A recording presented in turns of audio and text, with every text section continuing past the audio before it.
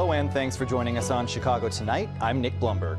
Brandis Friedman is on assignment. Here's what we're looking at. Texas House Democrats are demonstrating what it means to fight for the preservation of our constitutional republic. Lawmakers who fled Texas for Illinois are digging in despite Governor Abbott's calls to have them arrested. Two of those Texas Democrats are here tonight. We have reached a point now where there's no return. A new state law boosts pension payments to some police officers and firefighters, but what impact will it have on the city's finances? We cared and responded when no one else would. And remembering longtime AIDS activist and LGBTQ community advocate Lorie Cannon. And now to some of today's top stories. The head of the Democratic National Committee rallies with Texas lawmakers holed up in Illinois. DNC Chair Ken Martin joined Governor J.B. Pritzker and other lawmakers to rally in solidarity with Texas Democrats who left the state to block a GOP-led effort to redraw that state's congressional districts. Martin batted away President Donald Trump's claim earlier today that Republicans are entitled to 5 additional seats in Congress. Just this morning, he said that the Republicans are entitled to these 5 seats, right? Let me just be really clear about this. No party is entitled to any district. We have to go out and earn the votes, and that's what a democracy is about. The fact that Donald Trump believes he's entitled to these seats and he's entitled to this unconstitutional power grab should tell you everything you need to know. And we'll hear from 2 of those Texas Democratic lawmakers in just a moment. The final member of the so-called ComEd 4 is sentenced to prison. Consultant and former City Club President Jay Doherty was the final person to be sentenced for a long-running conspiracy to bribe former Illinois House Speaker Michael Madigan. A federal judge earlier today sentenced Doherty to a year and a day behind bars, calling him an insider who knew better and could have prevented the bribery scheme aimed at garnering Madigan's support for favorable legislation. Doherty's sentencing follows longtime Madigan confidant Michael McLean and ex-ComEd CEO Ann Pramaggiore, who received 24-month prison terms, and former lobbyist John Hooker, who faces 18 months. Cook County Health announces a $2 million effort to help people seeking reproductive health care. The money was earmarked in the county budget passed late last year to provide wraparound services like childcare, transportation, and a place to stay for women coming to Illinois for abortions. Today, county leaders outlined details of the grant. The award is scheduled for votes in a key committee and before the full board later this month. Up next, we sit down with members of the Texas House of Representatives. That's right after this. Chicago Tonight is made possible in part by the Alexandra and John Nichols family, the Jim and Kay Mabee family, the Polk Brothers Foundation, and the support of these donors.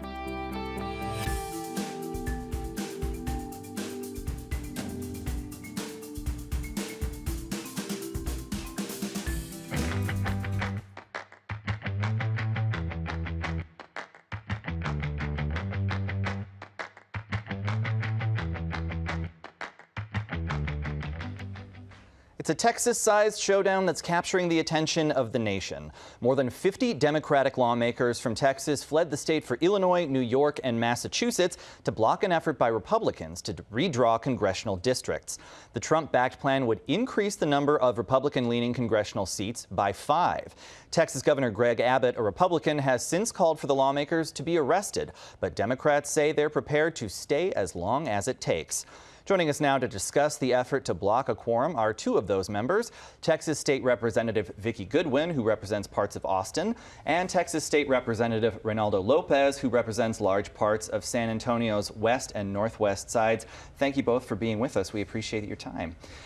Well, I'd like to ask you both, Texas House Speaker Dustin Burrows did authorize civil arrest warrants for you and your colleagues who left the state. He said today the state's public safety department is actively working to compel your attendance.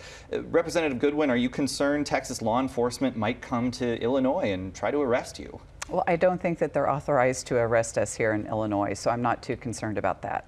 And Representative Lopez? Yeah, well, I agree with the representative. I mean, their jurisdiction is within the state of Texas, and unfortunately, we've been in this position before. Back in 2021, the same type of threats were made. They're not things that could be made to come to fruition. They can't leave the state to come and arrest us.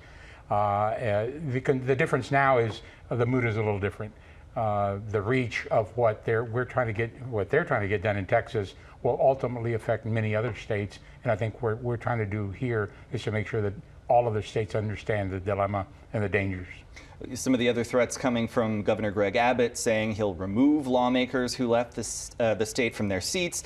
Attorney General Ken Paxton saying today he'll pursue court rulings, that your seats are vacant if you're not back by Friday when they're, planning to hold another attempt at session. Representative Goodwin, what's your response to those sorts of moves? I think that's a lot of bluster. The voters elected us to be in office, and I don't believe that the Attorney General is basing his opinion on any fact. Our rules say that it would take 2/3 of the legislature to kick us out, and that would require some Democrats, and we're not going to do that. And do you have any concern that he might be able to find a sort of a friendly judge to declare, the Attorney General, find a friendly judge to declare these seats vacant, or is that not within his purview? In the world that we live in today, I wouldn't say anything's off the table because we have found that some judges do side and make interesting decisions. But we're here to make sure that the world knows what is happening. Trump ordered Abbott to draw 5 additional Republican congressional districts. That's not the way democracy works, and we are standing up for the people of Texas. You're facing $500 daily fines for missing session. Representative Lopez, what kind of financial support have you and your colleagues seen to help cover those costs? Have folks been stepping up? Well, folks have been stepping up and offering to help any way that they can. Well, we want to make sure that whatever help we do get is legitimate. It is within the scope of what we can do, the contributions that we can get. But I think what's even more important is that we're getting so much support from our community, not only within Texas, but around the country, telling us, thank you for doing what you're doing. Thank you for making sure that everybody understands that while it is being aimed at Texas, other states are next. And if we don't take a stand now, this will continue to expand across this whole country. And that's part of the problem. We know what happened in 2020 when, at that time, President Trump called Georgia and said, I need 11,000 or so additional votes. Just go get them. Well, he's trying to do the same thing here. The difference there is that he had leaders in Georgia that said no. He didn't like it, but they said no. In Texas, it's completely different. We got someone in leadership that is willing to bend a knee, do whatever they need to do to stay in its good graces, and that's the big difference. It's not because it's a democratic process or because it's the right thing to do. It's because people want to be in the good graces of the federal leadership. Well, and in addition to sort of the financial costs, the threats that you're facing, I would imagine there's kind of an impact on your families, on your staffs, on the folks that are back in Texas. Is that fair to say? Sure, it's probably harder for some of the other members. My kids are grown, and my husband is very supportive of what we're doing here, and family as well. But yeah, it is hard for staff. I've heard that even DPS officers have gone into some of the members' offices in the Capitol and been a little bit intimidating to our staffs, which is unfortunate to hear. Some GOP lawmakers have said this effort reflects the growing number of Latinos in Texas who are voting Republican. Representative Lopez, do you think that's a fair characterization of what's going on here? No, it's not a fair characterization of what's going on. What's happening is that they're crafting it as we want to be able to put the Texans in a position to be able to elect whoever they want. They're in a position to elect whoever they want now. What they're doing is gerrymandering the precincts, gerrymandering the districts where the elected officials are selecting who can vote for them. And it shouldn't be that way. It should be the other way around. Well, yesterday, one of your colleagues, State Representative Brian Harrison, spoke to CNN, and he said Republican lawmakers are well within their rights to redraw the maps. Here's a little bit of that interview. The point is, what we're talking about in the state of Texas is something that is constitutional, it's legal, the Supreme Court has said we can do things like this, and my main criticism of the liberal Democrat governors in California, New York, Illinois, and other places isn't so much the weighing in on the merits of their maps, it's the rank hypocrisy and the fake outrage. These Democrats, my Democrat colleagues that fled the state to go hide behind Governor Pritzker, they're not mad that states are engaging in redistricting to maximize partisan political advantage. What they're mad about, but they won't say it. They're mad that a Republican state is stepping up and doing it. That's the real problem, and that's the hypocrisy that I'm trying to point out here. Representative Goodwin, how about that? Some folks have called on democratically controlled states like California, like Illinois, to try to maybe redraw their maps to pick up seats. I mean, would fighting fire with fire be the best strategy there? Well, the interesting thing is that they have different rules, and they have tried to be fair. In California and New York, California has an independent redistricting commission, so they would have to work around that. So their law says that the commission redistricts right after the census is done, but it doesn't say that they can't come back and have the legislature redraw the map. So that's an option. They don't want to do that. We want to have fair elections. We want to have fairness in our democracy. But the thing is, if we continue to see states like Texas being unfair, then they're going to match that. How about that, Representative Lopez? Certainly the map in Texas already favors Republicans, would do so even more if this goes through.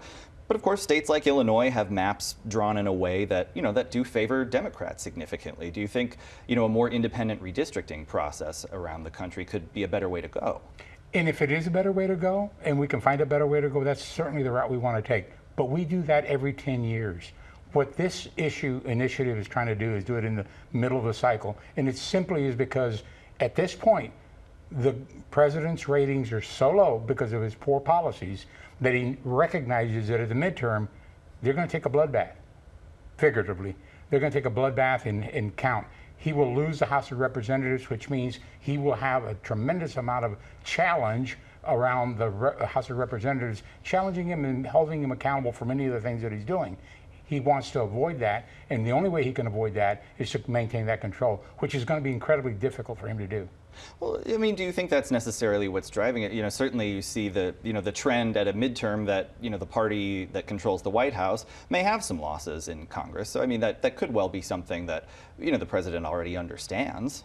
Well, there's no question that he understands that, and that the general assumption, but because of the policy, the political climate around the policies that this president is moving forward, the numbers, the against numbers, the unfavorable numbers are just incredibly outnumbering for him, and he recognizes he's got a major problem. So the only way he's going to stay out of trouble is to be able to change the dynamics around that. And he's trying to do it in the midterm redistricting initiative, which is it's certainly not unheard of, but certainly not the right way that we need to approach it. We do need to approach it in a better way. We do need to have independent committees to be able to draw these maps up. But doing it in the midterm with a directive from the president to get me 5 more seats is not the way to do it. Representative, you wanted to add something? And it should be consistent throughout the U.S. So if some states are going to do independent redistricting commissions, it should be all states. There should be equality and fairness and separation of powers, all the things that we believe in. And I just feel like this president is turning things upside down. The fact that he said that he's entitled to 5 additional Republican congressional districts should say it all. That nobody's entitled, like Governor Pritzker said, or I guess it was Ken Martin who said that we as candidates have to earn the votes. And that's the other thing. Candidates, if they don't know what the districts are, how can they prepare to run for office? I know there are already people lining up to run in congressional seats, and they don't know what the boundaries are going to be. Well, even if you manage to block this current effort in the special session, are you concerned the governor could simply call another one or bring it up in a regular legislative session? He certainly could call another special session, and I think we expect that. But my hope is that there is enough public pressure, that enough people become aware of what's going on, that they push back in such a way that the governor realizes that perhaps even his reelection in 2026 is in jeopardy. Some critics have said that the absence of lawmakers, the lack of a quorum, is blocking things like aid for residents, affected by the tragic, deadly floods and storms recently. Representative Lopez, what's your response to that? That's absolutely not true. The governor has every authority right now, has the budget to do it, to be able to issue the orders to go and help those folks that are in desperate need. He can do that today. He could have done it last month. He's chosen not to do that. He's chosen to use the sham of that call to be able to push in his political agenda. And that is unfortunate, but it's the case in Texas, unfortunately. And we also have the Texas Division of Emergency Management that is kind of like FEMA, and they're going in and they're helping with the recovery efforts. Well, we've got about 30 seconds left, but I'd like to ask you, should this new map ultimately be approved, what do you think the next steps might be? Do you foresee legal action? I think there probably will, yes, I'm sure there would be legal action against it. And how long are you prepared to stay in Illinois? Do you know yet? Don't know. All right, well, a lot of people will have their eyes on that. That's all the time we've got for right now, but Representative Vicki Goodwin, Representative Ronaldo Lopez, thank you both for your time. Thank you. You're very welcome. Up next, a new fiscal headache facing Mayor Brandon Johnson. Our Heather Sharon has the details.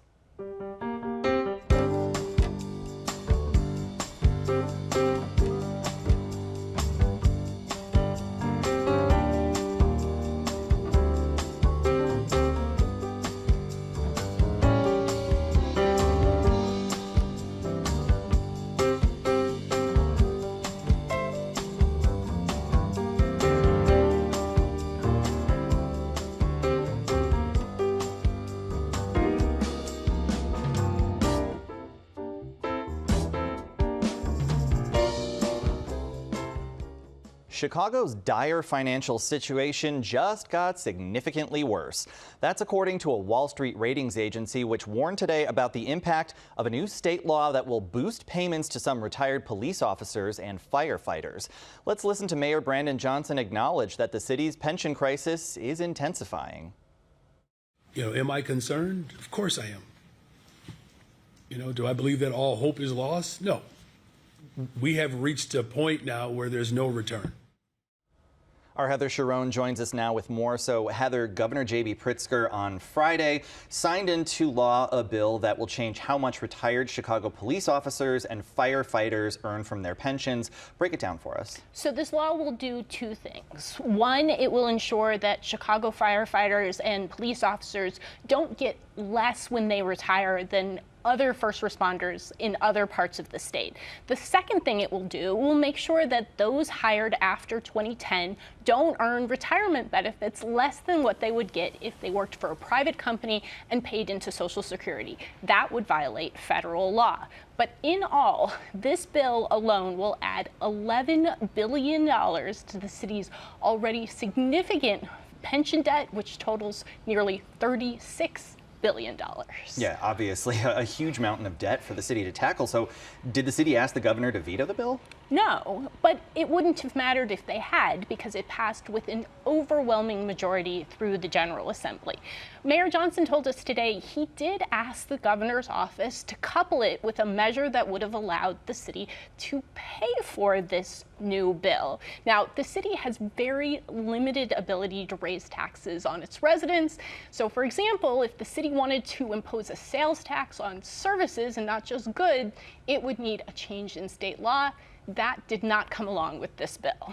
Okay, so Wall Street ratings agency S&P, they are sounding the alarm about this bill. What are they concerned about? Well, they're concerned about two things. One, the city does not have an extra $11 billion to pay into its pension funds. But it also said that this law, which as it was crafted, is more generous than it needed to be to pass legal muster. And since the city is in such dire financial straits, they said the city and the state should have just done the minimum. Well, speaking of those dire straits, the city is facing a projected $1.2 billion deficit in its next budget next year. How much is this bill going to exacerbate that budget gap? So we're not sure yet. The city has until the end of the month to release its official budget forecast for 2026. That will do two things. It will tell us exactly how much the city has to pay into its pension funds. Now, before this bill passed, that bill was going to be $2.7 billion next year. That forecast will also tell us exactly now how big that deficit actually is. We'll be watching for it. I have a feeling the forecast might be a little stormy. Heather Sharon, thanks so much. Thanks, Nick. And you can read Heather's full story on our website. It's all at WTTW.com/news.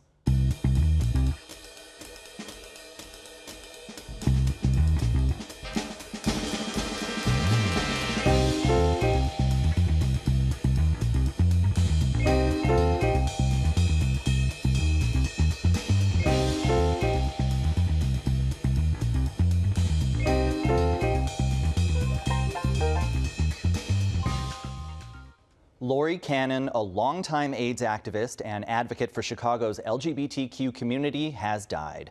Cannon was known for her advocacy work with the group AIDS Coalition to Unleash Power, or ACT UP Chicago, in the 1980s.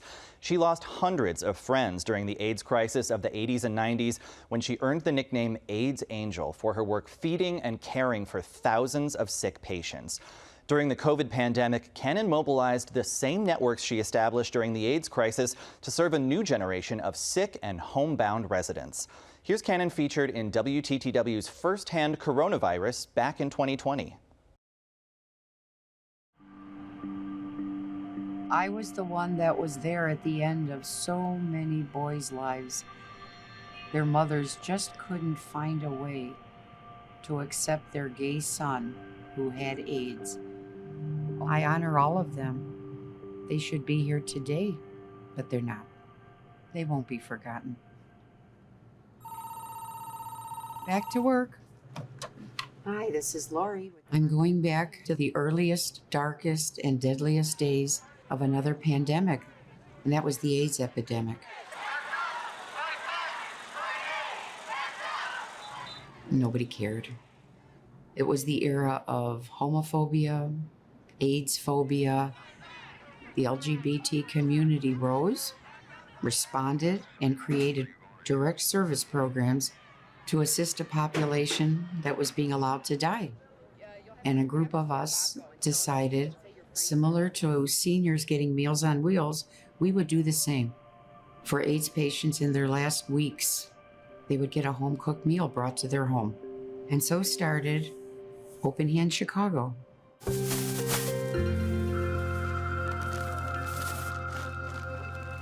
Hi, Anthony. I'll be right with you.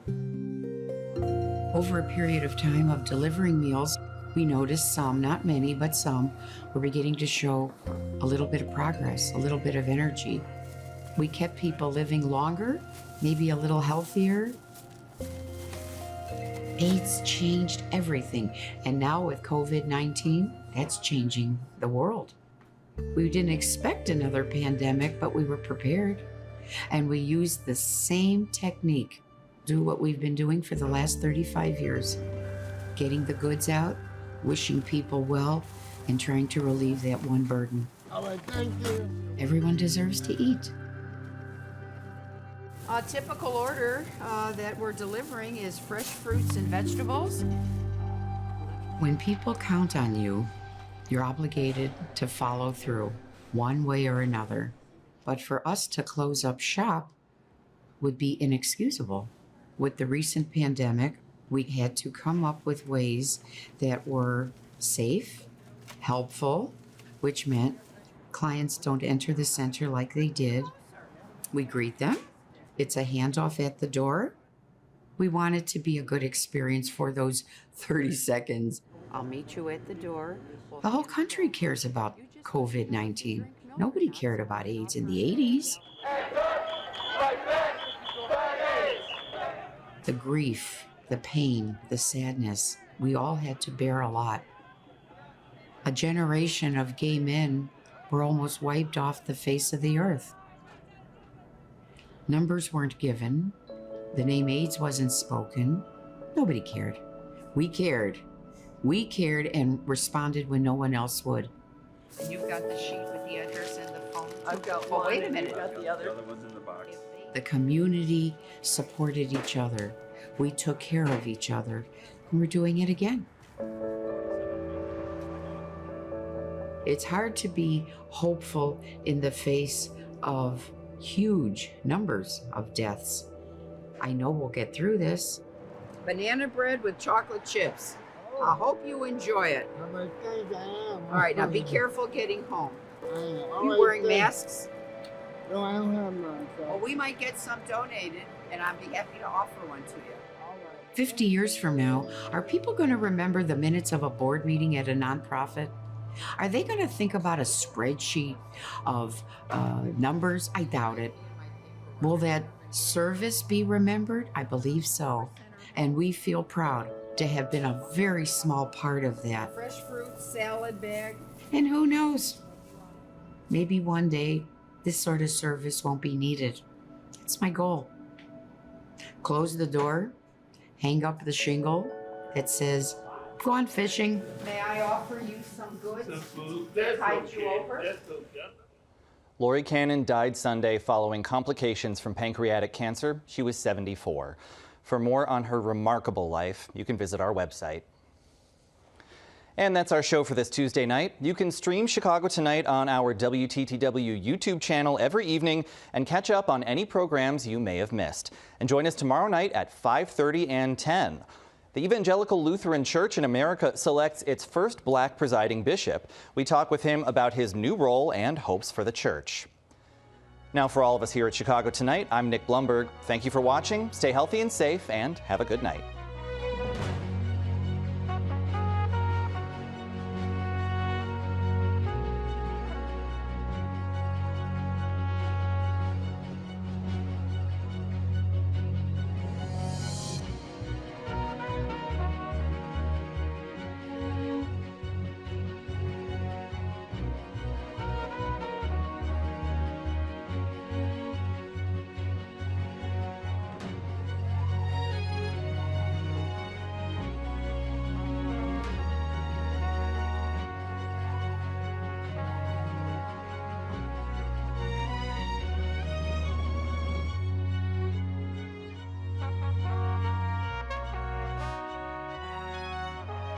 Closed captioning is made possible by Robert A. Clifford and Clifford Law Offices, a personal injury law firm working to preserve the dignity and rights of all individuals.